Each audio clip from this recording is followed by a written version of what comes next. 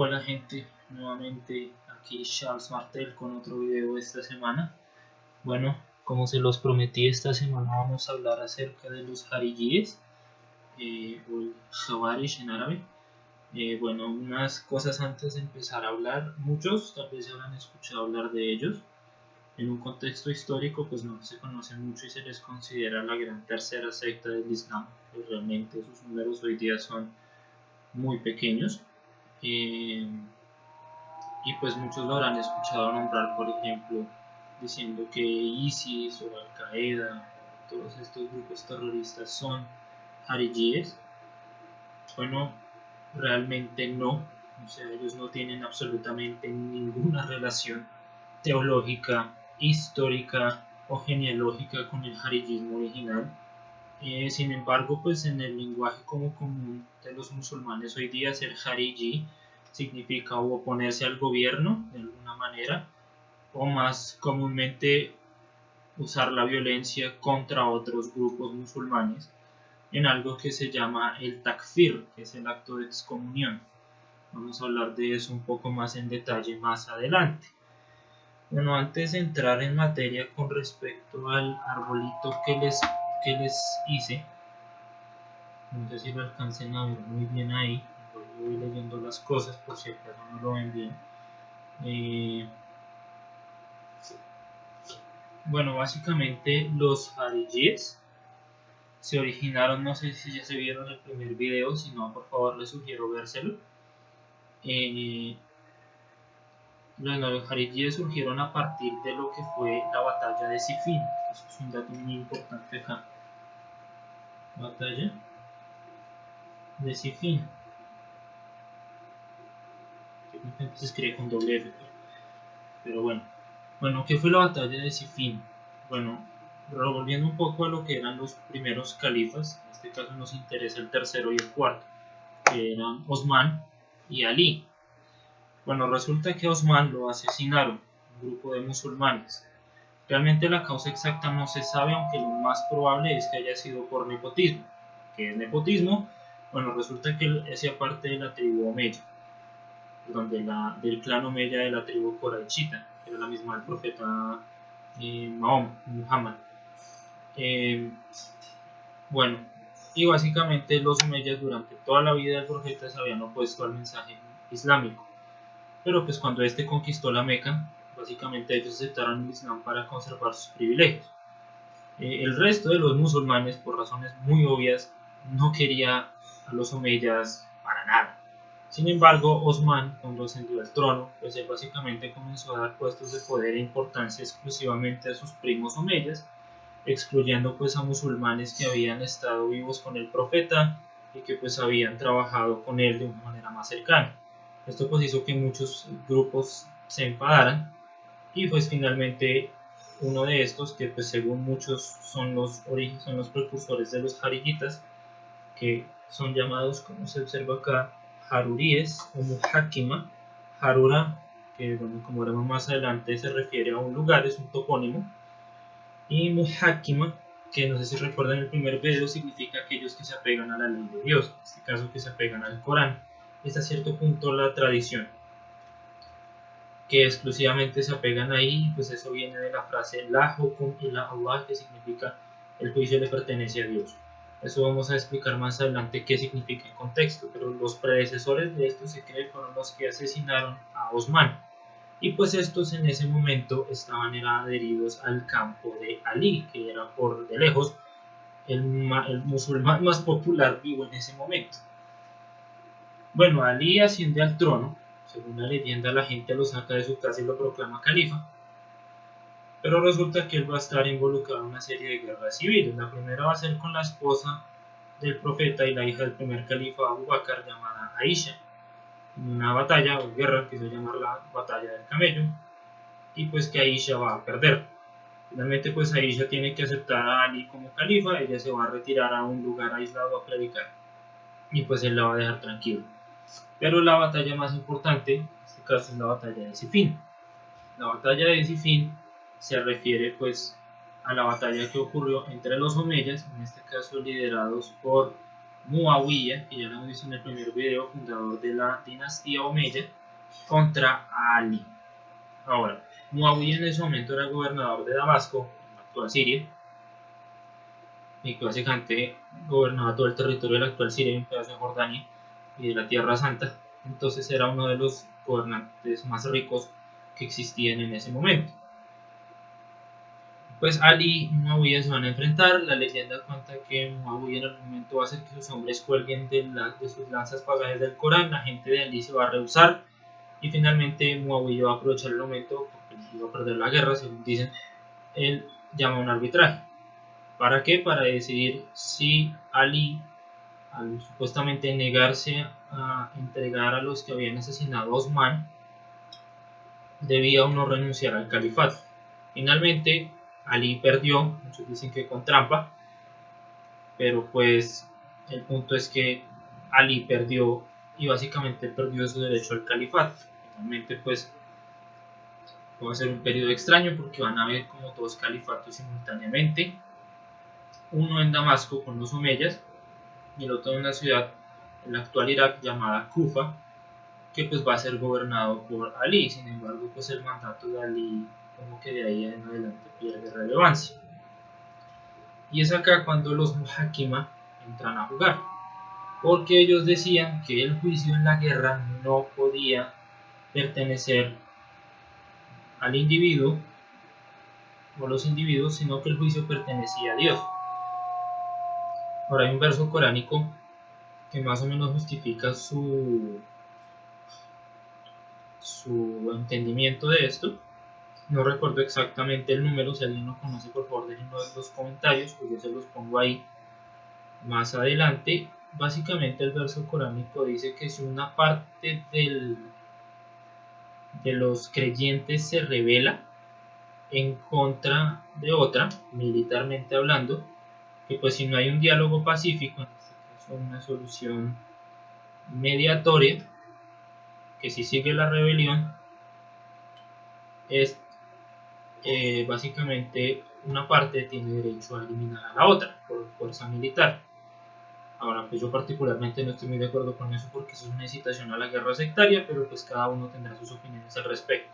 El punto es que en cierta medida los Muhakima ignoraban el primer pedazo que llamaba a la conciliación, porque ellos no creían que Muawiyah y los omeyas fueran verdaderos musulmanes. Por lo tanto, no había conciliación posible, sino el juicio de Dios se debía transmitir era mediante la guerra. Y es acá cuando entramos al otro tema que yo les decía, que les hablaba ahorita, que se llama el takfir. Ahora esta es una palabra que la mayoría de los musulmanes la habrán escuchado nombrar en algún punto en sus vidas, pero los no musulmanes tal vez no. Takfir literalmente significa excomunión. Ahora, una parte aquí. Durante las primeras épocas del Islam y hasta hoy, incluso en algunos países, el takfir, básicamente en algunos casos, según la legislación de la mayoría de las sectas, básicamente es una sentencia de muerte. Que según ellos, el que es excomulgado del Islam o deja el Islam, básicamente pasa a ser lícito para matar. En otras palabras, si yo decido no ser musulmán, pueden matarme. Es lo que el takfir, o si me expulsan mejor, si declaran que yo no soy musulmán, pueden matarme. Ahora, si yo lo decido por voluntad propia, igual me van a matar. Es algo más, en mi opinión, un poco más serio, pues que te expulsen sin tú sentirte expulsado de la comunidad y que por eso te vayan a matar.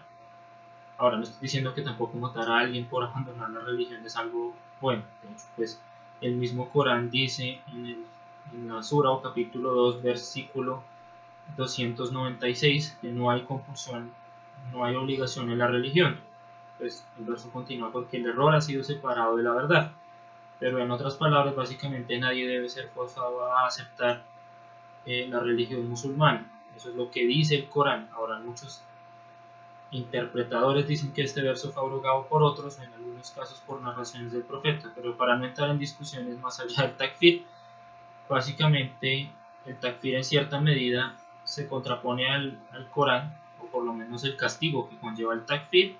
Sin embargo, pues el takfir es un recurso muy común al que los juristas musulmanes van para atacar a sus enemigos y para poderlos matar. Si yo te declaro hereje o infiel, igual que en la Edad Media los cristianos, te quemo vivo, te mato. Básicamente es la idea del takfir. Ahora, los jaríes tal vez hayan sido los primeros en utilizar el takfir, tal vez, pero no fueron obviamente los primeros en la práctica de matar a otros musulmanes, por eso, sino fueron los primeros en darle una justificación religiosa. Sin embargo, el tema del takfir y de la interpretación del takfir también va a hacer que el jarillismo original se divide en diferentes grupos, por lo que también puede llegar a significar ser infiel o no ser completamente creyente. Sin embargo, pues para los jarilíes, los verdaderos musulmanes, es decir, los verdaderos creyentes, son ellos y solamente ellos. Ahora eso puede sonar bastante sectario, lo es, pero pues siendo justos, la mayoría de los musulmanes tiende a pensar que su secta es la única secta verdadera. Por lo tanto, pues el takfir no es un tema exclusivo de ellos. Es por eso que mucha gente dice que los grupos como ISIS o Al-Qaeda, que son llamados takfiríes, justamente por esto, son los descendientes de los jarilíes, aunque en cierta medida los que supuestamente son los moderados también hacen excomunión contra estos grupos y los matan. Entonces ahí habría una contradicción porque todo se hace takfir mutuamente. En otras palabras, sigamos. Bueno, ¿qué pasa después de que ellos se deciden ir del campo de Ali? Porque dicen que él violó la ley islámica y por lo tanto perdió su derecho a ser imán y califa, por lo tanto no tiene ninguna justificación para ser líder religioso. La historia dice, la leyenda por lo menos dice que ellos en un sitio llamado Hadura, que es una montaña actualmente en Arabia, de ahí su topónimo, Haruríes, y pues se van a instalar allá, y allá van a hacer como una especie de cónclave o consejo, o shura, como se le dice en árabe, en el cual pues las diferentes facciones, efectivamente habían diferentes facciones dentro de ellos, van a acordar básicamente en cuáles eran sus principios. En ese momento Ali, dice la historia, va a mandar a su primo Ibn Abbas, que era un comentador famoso del Corán, a debatir con ellos. Ahora algunos de ellos, algunos dicen que la mayoría, se van a devolver al campo de Ali y van a decir, oiga, sí, Ibn Abbas tiene razón, pero pues algunos más van a permanecer allí. Sin embargo, van a empezar a aparecer distensiones con respecto al takfir, a la verdadera creencia y pues a la interpretación de lo que ellos consideraban la ley divina. Y es acá cuando surgen estos cuatro grupitos primordiales que estamos viendo en pantalla. Ahora, el más violento y el que le da mala fama al resto de los jarilíes se llama el Azari, rojo. Acá básicamente los nombres se refieren a los colores. Técnicamente Azarica viene del azul, de la palabra árabe para azul. Curiosamente no lo puse en azul, lo puse en rojo. El ibaidismo, que viene de Abdallah ibn Ibad, que vamos a hablar al final, también llamado los jarilíes blancos, no lo podía escribir en blanco, lo puse en azul. Y las otras dos sectas también se refieren a los colores. Esta es la única que no, ahorita voy a hablar de ellos más adelante. Y los sufría se llamaban jarilíes amarillos, pero pues no lo escribían amarillos en un verde clarito. Pero el punto es que los azaripa, o los azules, eran los más violentos, porque ellos decían básicamente que, y lo voy a leer acá, ahorita les dejo las fuentes de donde estoy sacando toda esta información, pero acá básicamente está su declaración de principios. Tenían 9 principios que su fundador, cuyo nombre era Nafi ibn al-Azraq, decía básicamente lo siguiente. Principio número 1. La migración de las tierras gobernadas por los otros, es decir, los dissenters, en este caso lo llaman acá, aquellos que no están de acuerdo con ellos, es obligatorio. Nuestros seguidores no se pueden casar con los de los demás. Nuestros seguidores no pueden recibir herencia de los demás y los otros no pueden recibir herencia nuestra. Nuestros seguidores no pueden comer, los seguidores de Azaripa no pueden comer de la comida que ha sido sacrificada, un poco de eso. Los seguidores de Azaripa pueden confiscar las propiedades de los otros. Los Azaripa pueden matar a los otros. También pueden tomar botín de entre ellos. Pueden asesinarlos y a sus niños. Y aquellos que no estén en acuerdo con Azariqa, pues básicamente son de los otros. Ahora, estos otros, la palabra que se usa acá es la palabra munafiq. Vamos a hablar un poco de esa palabra también. Se escribe así, munafiq. Esta palabra muchos la traducen como infiel. Pero también puede significar hipócrita. Básicamente el Corán distingue varias categorías de personas, así se remite directamente al Corán. Uno de ellos son los mu'min, que traduce como creyentes, los muslim, que son los sometidos a Dios. Por otro lado están los munafiq, que son los hipócritas, y por otro lado están los kufar, que son los infieles. Decir que alguien es un hipócrita es incluso considerado peor que ser un infiel, porque básicamente hacerse pasar por creyente con el fin de destruir a la comunidad, pues básicamente es también sentenciarlo a muerte. Incluso obviamente cuando uno hace takfir, que es el acto de volver kafir o infiel a alguien, también lo está sentenciando a muerte. Básicamente es lo que pasaba en esa época y aún pasa en algunas partes. Bueno, para ellos, pues el munafik y el kafir, pues no azarica, todos tenían el derecho a morir.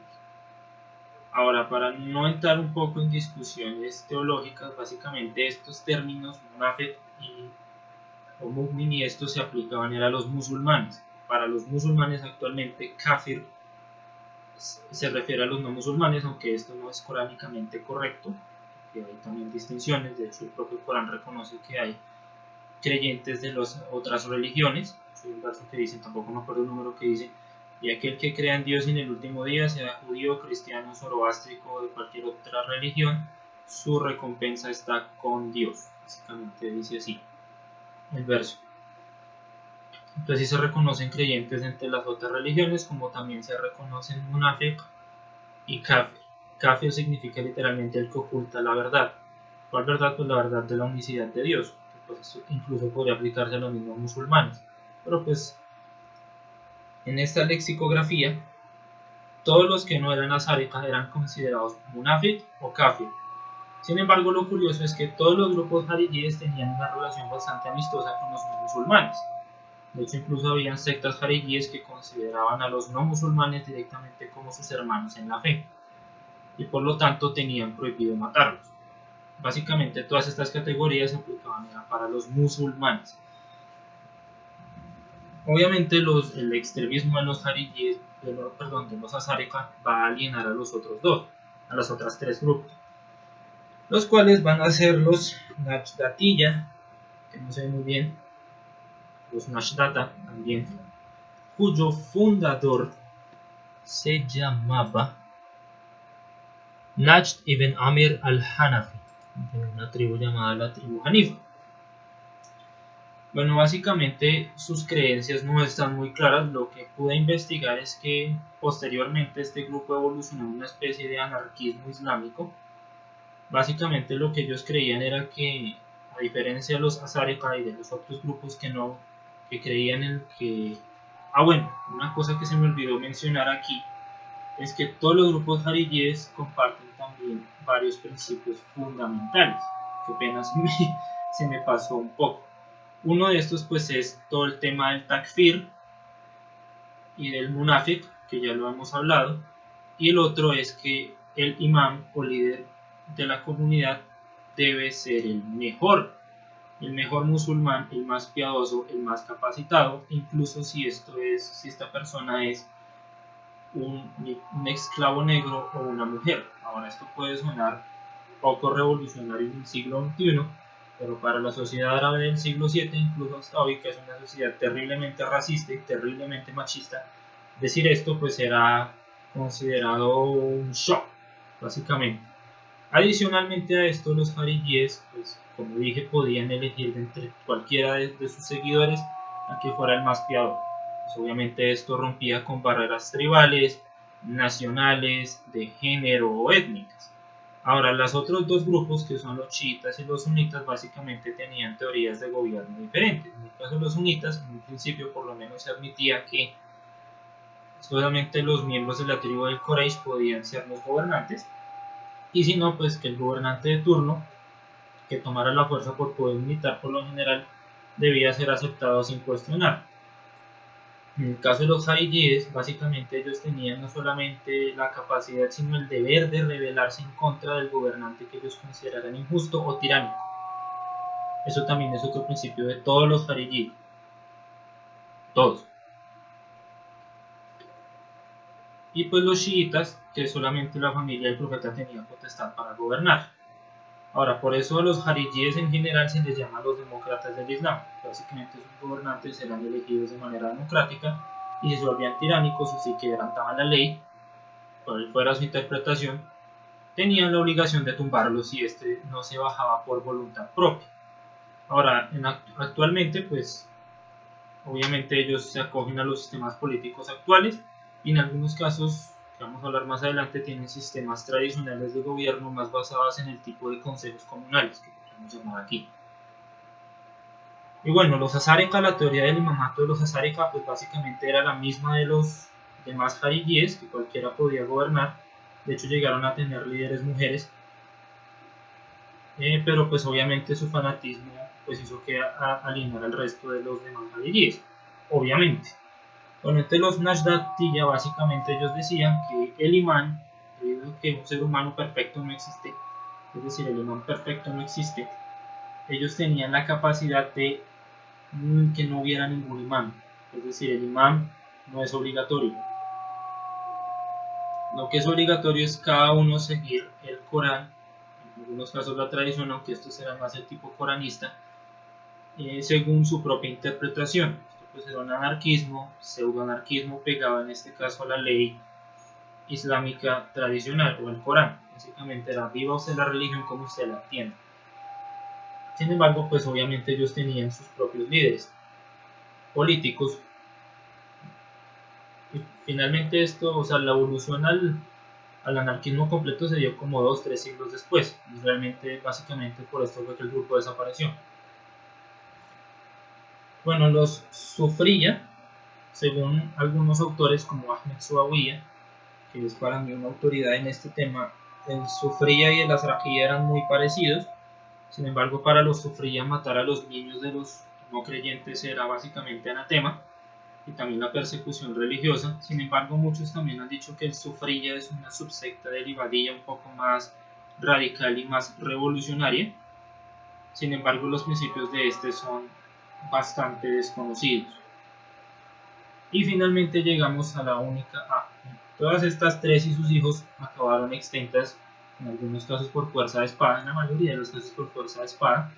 Sin embargo, tanto los sufría como el último grupo que vamos a hablar, el ibadismo, sí pudo crear estados funcionales.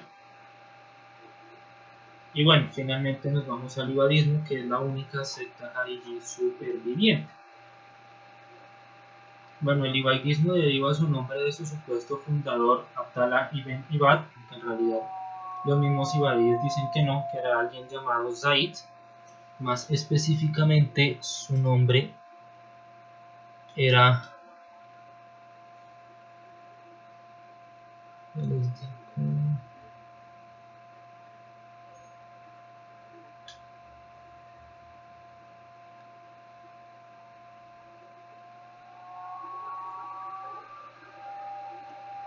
El nombre de esta persona, el nombre completo de este Zaid era Jabir ibn Zaid, quien nació en el actual Omán, que de hecho es el único país con una mayoría ibadita. Sin embargo, pues Omán es gobernado de manera absoluta por un sultán. Sin embargo, pues se mantienen ciertos principios del ibadismo. Ahora, los principios del ibadismo, que muchos llaman el jaridismo más moderado, básicamente incluyen la refutación de la teoría extremista azárika, que todos los musulmanes que no fueran del grupo eran incrédulos. Ellos distinguían entre dos tipos diferentes de incredulidad. Y acá ya no se usa la palabra munafik, sino se usa la palabra kafir, como habíamos hablado. Y para ellos los no musulmanes nuevamente tampoco eran kafir, a menos de que cometieran el peor pecado para la religión musulmana, que es asociarle algo a Dios. O sea, decir que por ejemplo Jesús es Dios, o decir que no sé, este marcador es Dios, o cualquier cosa así. Eso es shirk. En la teología islámica y es el peor pecado para toda la secta. O sea, el que hace shirk automáticamente sale de la religión musulmana según el consenso de absolutamente todos los grupos. Y bueno, sin embargo ellos distinguían dos tipos de kufur o de infidelidad. Uno que era kufur amina, que significaba como infidelidad por ingratitud, que era para los musulmanes que cometían pecados. Para ellos no eran musulmanes porque dejaban de creer en la palabra, porque para ellos la fe y los actos eran una sola cosa. Entonces yo puedo decir yo creo, pero si yo no actúo según lo que creo, yo realmente no creo. Básicamente esa es la teoría de ellos. Dice, sí, usted puede decir que usted cree en el Corán, pero usted come cerdo, bebe alcohol, fornica, usted no cree realmente.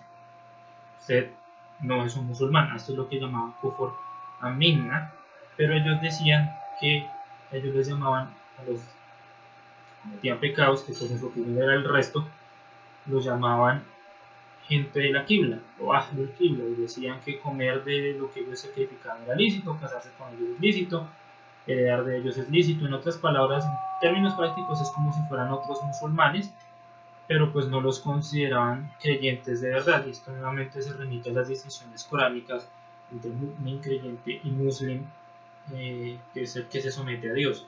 Hay un verso en el Corán que dice que los beduinos decían que ellos habían vuelto creyentes, pero el profeta les dice que no, que ellos hasta ahora eran musulmanes, es decir, que se habían islamizado y que habían aceptado la unicidad de Dios, habían acogido su voluntad, o por lo menos habían acogido someterse a su voluntad, pero que al no estar completamente sometidos a las leyes del Corán, no eran mu'min realmente. Básicamente, básicamente el muslim es como el que cree en un único Dios, y el mu'min es como el que aplica lo que dice el Corán, según esta distinción más o menos arbitraria. Y pues según los ibaditas, ellos eran los únicos que aplicaban los principios coránicos en la verdad absoluta. Bueno, volviendo ahora al tema, otros principios importantes pues era que ellos tenían la potestad también de rebelarse contra el gobierno, pero ellos tenían diferentes estadios de gobierno, básicamente, es un tipo de teoría política. Por un lado estaba lo que se llama el imán manifiesto, Muhammad Zahir, que básicamente era cuando ellos tenían un estado propio y podían gobernarse según sus leyes, y su imán era un dirigente político y pues que acataba las normas del Islam. Por otro lado estaba lo que llamaban el tiempo de guerra, en el cual el imán era únicamente elegido para cumplir funciones militares, por la comunidad se veía asediada. Por otro lado estaba lo que ellos llamaban el estado de sacrificio, el cual según su propia jurisprudencia entre 3 y 40 personas eran escogidas como una especie de misión suicida para eliminar al gobernante enemigo y salvar la comunidad. Y por último está el estado del kitman o del secreto, que es el que viven actualmente, en el cual ellos pues se someten a la autoridad de lo que ellos llaman el gobierno corrupto o el gobierno tiránico, que pues en muchos casos sí es tiránico.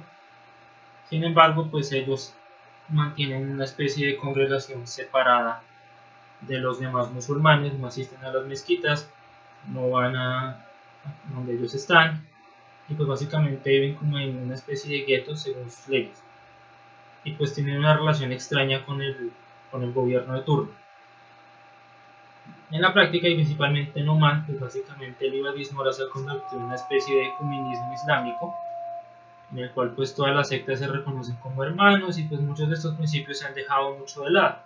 Donde realmente se conserva estos principios más, ya tampoco ni siquiera es en África del Norte, y aquí es donde entramos a hablar un poquito de historia. Bueno, tanto sufríes como ibadíes básicamente tuvieron la brillante idea de apoyar o de fomentar rebeliones en el norte de África. Ahora el norte de África tiene un pueblo indígena llamado los bereberes o imasiren. Bereberes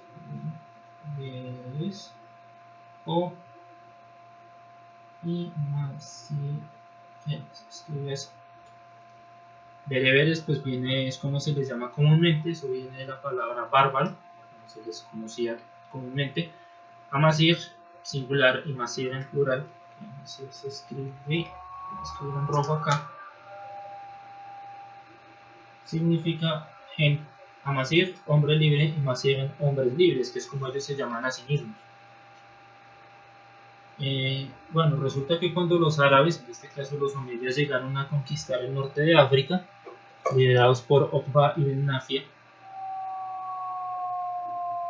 eso fue en el siglo VII, de los siglos 7 y 8 de la era común, pues ellos cometieron muchísimas atrocidades allá. Básicamente ellos tenían, porque las mujeres norteafricanas son muy bonitas, ellos tenían, esto no es una justificación, pero básicamente es porque lo hacían ellos básicamente cobraban impuestos para todo. Digamos, muchos de estos bereberes, una serie, se convirtieron al Islam con la conquista, y de hecho apoyaron la conquista de la península ibérica. De hecho, casi todas las tropas, entre ellos el famoso conquistador de la península ibérica, Tarek Ben Ziyad, era bereber, por ejemplo. De hecho, casi todos eran bereberes. Y pues básicamente, a pesar de ser musulmanes, los omeyas los trataban como ciudadanos de segunda o tercera categoría. Ahora, siendo que esto pasaba con todos los musulmanes no árabes. No era una cosa exclusiva de los bereberes. Ahora, ¿por qué es importante esto? Pues porque les cobraban más impuestos. De hecho, tenían impuestos ridículos, como por ejemplo un impuesto por degollar una cabra era dar una mujer. Sí, es en serio. Entonces creo que pues con esta serie de maltratos, injurias y pues básicamente robo a sus mujeres, cualquiera se pondría bastante furioso, principalmente entre pueblos bastante tribales como ellos. Y los bereberes, que son conocidos en la antigüedad por rebelarse contra cualquiera que intente invadirlos, pues como desde los cartagineses está para arriba, todo el mundo que ha pasado por ahí, a todos les han dado pelea, pues decidieron rebelarse contra los árabes. Y pues qué mejor justificación que una secta igualitaria como el jaridismo, en el cual, según sus propias creencias, todos los musulmanes eran iguales entre sí, y pues que un bereber podría ser tan digno como un árabe, incluso más digno de gobernar sobre los demás musulmanes. Y es así como entre el 740 y el 743 de la era común, en la península ibérica, o llamada Al-Andalus, y el norte de África, que actualmente corresponde a los países de Marruecos, Túnez, Argelia y Libia, va a ocurrir la revuelta bereber, la cual pues su trasfondo ideológico va a ser el jaridismo, principalmente las vertientes sufría e ibadita. Finalmente la revuelta va a acabar con el poder omeya en casi todos estos territorios y el establecimiento de estados jaridíes autónomos. Bueno, para no entrar mucho en detalles de cómo fue la revuelta, que realmente no se sabe mucho, básicamente la revuelta en general la incitó un tipo llamado Abu Qurra. Cuando yo escribo la Q es que es como una Q, eso es una letra árabe, pero pues en español se pronunciaría Abu Qurra. Él fue el que inició la revuelta y pues finalmente él lideró a todos los jaridíes para establecer estado. Bueno, entre muchas peleas y muchas guerras, finalmente acabaron con el establecimiento de dos estados jaridíes importantes. El más importante, perteneciente a los Ubaidíes, se llamó el reino de los Rostemíes, que fue establecido por un sujeto llamado Ibn Rustam, el cual era de origen persa y que pues de hecho era un predicador ibaidita en el actual Túnez, pues que se unió a la rebelión y debido a que no contaba con afiliación tribal por ser de origen persa, fue electo como gobernante del imperio del estado Rostemí. Ahora había otro que era el reino sufrita de Sijil Masa, que se escribía así, que es en el actual Marruecos, que era una importante ciudad que conectaba las caravanas del Sahara, que traían oro y sal, con el resto de África del Norte y Europa. Aquí se estableció otro reino sufrita. Al final, esto ya es más o menos hacia los 760-770 de la era común. pues después de la gran revuelta hubo una serie de guerras y finalmente culminó con el establecimiento de estos reinos. La capital del reino sufrita, llamada Tahart, se convirtió rápidamente en una de las metrópolis más importantes de todo el mundo musulmán. ¿Por qué? Porque resulta que el ibadismo, que ahora sí comenzó a tomar una forma doctrinal más concreta, era relativamente tolerante tanto con los no musulmanes como con musulmanes de otras sectas. De hecho, un viajero sunita que estuvo allá en el siglo IX dijo que en Tahart la gente podía discutir de religión libremente en la calle y irse a su casa. Yo creo que eso no pasa ni en nuestras sociedades occidentales, donde se irían a punir muy probablemente. Sin embargo, allá sí pasaba. Eso demuestra el nivel de tolerancia y de civismo que imperaba allí. De hecho, decía que habitaban jarilíes, ibadíes, jarilíes de otros grupos, ibadíes, suníes, chiíes, cristianos, judíos, todos juntos. De hecho, en Oman actualmente ellos se autodenominan que el ibadismo, a-la omaní, es una vertiente muy tolerante del Islam y de hecho tienen razón. A diferencia de otros países, allá las comunidades musulmanas de sectas pequeñas, como en este caso es el muchismo, así como también todas las religiones tienen la libertad de predicar su religión básicamente en paz. Bueno, sin embargo, el ibadismo, tras la muerte de Ibn Rustam, que fue uno de sus exponentes más grandes, comenzó a presentar distensiones ideológicas políticas. Bueno, la más importante fue la de los Muqariyya, la cual surgió tras la muerte de Ibn Rustam. Básicamente, ¿qué pasó? La mayoría del pueblo escogió al hijo de Ibn Rustam como imam. Sin embargo, el fundador de la secta de los Muqariyya, cuyo nombre ya les voy a decir, se llamaba Abu Qudama Yazid, dejémoslo ahí. Él decía que eso era como convertir el reino en una especie de dinastía, y pues él no estaba en acuerdo y decía que el imán debía siempre gobernar bajo el auspicio de una especie de consejo llamado Asaba, el cual pues actualmente es el que gobierna las comunidades ibaditas del norte de África. Ahora, pues obviamente va a haber una serie de guerras entre ambos y pues básicamente eso va a llevar al declive también del reino rostemí con el tiempo. Bueno, finalmente pues los mandatos de esta secta son que el imán más calificado es el que debe gobernar, para hacerlo más sencillo. Y pues como dije, el imán siempre debe gobernar bajo el mandato del consejo también. El imamato tampoco es una cosa obligatoria, como en el caso de los Nashtatiyya. Y básicamente ellos creían que la oración en el nombre de un líder despótico no servía para nada, en otras palabras. Ahora los otros grupos en algunos casos son más de índole teológico. Voy a mencionar algunos como el Nafatijiyya, que básicamente creían que Dios es lo mismo que el tiempo, que la oración del viernes, que es una cosa que está supuestamente prescrita en el Corán. Básicamente en el Corán existe como una oración comunal el viernes,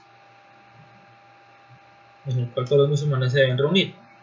Antes de esa oración hay un sermón. Ellos decían que el sermón es una innovación y por lo tanto no tenía que seguirse. Bueno, también hay una serie de prerrogativas legales que no son importantes. Al-Husaniyya, que son estos de acá. Una aclaración, esta H es otra letra árabe llamada Ja, la cual es más profunda que una J normal. Por eso la pongo ahí distinto a la J. Ellos creían que básicamente los que negaban a Dios no eran idólatras, porque no creían en nada. También creían que los interpretadores del Corán que se equivocaban pues eran mushrik, eran hipócritas, y que no conocer la ley no hace exento a la persona de no sufrir el castigo. Uno que me parece particularmente interesante es los Sakakiyya, que básicamente solamente creían en el Corán, creían en la oración del viernes, y tampoco en el llamado a la oración que usted no necesita, es un tipo parándose así gritando Allahu Akbar antes de ir a rezar. Y por último estaban los Faratihiyya, son estos de aquí, que básicamente creían en una serie de creencias un poco muy específicas, y básicamente no, y que pues creían que solamente el Corán y la Sunna, el Corán y la tradición debían ser los mandatos exclusivos del judaísmo, sin el consejo tampoco de sabios intermediarios que lo interpretaran, es como lo más importante. Ahora, muchos de estos grupos en términos prácticos no existen. De hecho, el ibaitismo que sobrevive es un poco una mezcla de Bukhariya con un tanto de todo lo demás, y pues también tomando interpretaciones de otras escuelas. Ellos han desarrollado una teología aparte que es muy parecida a la de otro grupo del que hablaremos más adelante, que son los mutazilíes. Por ejemplo, ellos creen que el Corán es creado. Eso es una discusión teológica muy importante, pero muy complicada. Creen que uno no puede ver a Dios. Hay gente que cree que después de morir, son los sunitas principalmente, que no se puede ver a Dios después de morir. Creen que los atributos de Dios, por ejemplo, una mano, un pie que se menciona en el Corán, deben ser interpretados alegóricamente para no violar el principio del Tawhid y no caer en antropomorfismo. Es otra discusión más que vamos a ver más adelante en más detalle. Pero pues esas son como las creencias principales a nivel teológico. Y bueno, pues básicamente, ¿cómo es el ibaidismo en la actualidad o el haridismo? Bueno, algunos de los elementos, pues ya para concluir un poco, porque las discusiones teológicas ya son un poco más complejas y cada una requiere un video específico. Pero pues para terminar, ¿qué pasó con el haridismo? Bueno, más o menos a partir del siglo X-XI, los diferentes grupos haridíes son exterminados o empiezan a morir. Finalmente el Estado Rosteni va a caer en 900 algo, no me acuerdo contra la fecha, son los 940 de la era común, y sus descendientes se van a repartir en comunidades aisladas en el norte de África, principalmente en la región del Mazab, que se escribe así, en Argelia, en la isla de Yerba en Túnez, y finalmente en las montañas del Mafusa, en Libia, donde aún viven sus descendientes. En su mayoría pues son berberófonos y son regidos actualmente por los consejos comunales Azaba, aunque pues con el avance de la modernización pues estos instrumentos se han deteriorado mucho. Realmente hoy día no sé cómo se manejan estas congregaciones. Y pues el país más importante actualmente es Omán, que es el único país que tiene una mayoría ibaidita. Y pues como dije antes, el ibaidismo básicamente se ha convertido en una especie de ecumenismo y pacifismo musulmán. De hecho, si ustedes buscan Omán, les aparece que es la Suiza de Oriente Medio, que casi no pasan problemas. De hecho, son mediadores entre Irán y Estados Unidos, también con Israel y los países árabes, y pues son relativamente calmados en el sentido práctico de la palabra, pero pues más allá de eso, generalmente los ibadíes sí mantienen muchas de sus doctrinas en secreto. Sin embargo, muchos eruditos musulmanes del siglo XX para acá han venido desenterrando sus misterios. Cabe mencionar entre estos a una de las autoridades más importantes dentro del ibadismo, Valerie Hoffman, de la Universidad de UCLA, creo, de la NYU, no me acuerdo, pero es de Estados Unidos. También el profesor Ahmed Suawiya, en el cual basé mucho de mi trabajo, que tiene un libro muy interesante que se los voy a linkear ahí, pero está en inglés. Casi todo esto está en inglés, un francés, un italiano. Otro es Cyril Ailet. Sin embargo, en español hay un reportaje muy bueno que está en YouTube, que se llama Los ascetas del desierto, que habla sobre la comunidad ibaidí del Mazab, aunque fue filmado en los 80s. Me parece que pues es muy educativo. Sin embargo, pues el ibadismo y el haridismo en general han sido muy vilipendiados por otros musulmanes y pues son desconocidos o son desconocidos. Ahora, algunos de sus principios, como por ejemplo la democratización del Islam, la igualdad de género y también racial, y básicamente lo que sería la eliminación de toda clase de jerarquías, está siendo rescatado actualmente por lo que se llamarían musulmanes progresistas. Ahora, también hay muchas interpretaciones del haridismo. Cabe destacar en este caso la de una profesora argelina el cual tiene un programa muy bueno que está en francés, que se llama la anarcoteocracia, que en este caso es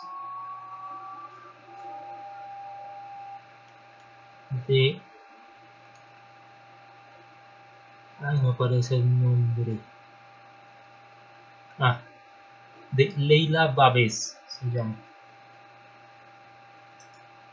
Y ella básicamente también afirma que el jaridismo en sus orígenes también se oponían a la estatización del Islam, regresando un poco a lo que era la narcoteocracia de los Nashtati. Es decir, los jaridíes son considerados desde revolucionarios igualitarios hasta fanáticos sedientos de sangre, y pues básicamente la verdad está un poco en la mitad. Bueno, espero que les haya servido este video. El próximo video será sobre el coranismo, el cual pues, aunque no es cronológicamente un grupo muy reciente como tal, vale la pena hablarlo porque pues, para los otros dos, el sunismo y el chismo, vamos a requerir mucho más tiempo. Por favor recuerden suscribirse y darle like al video.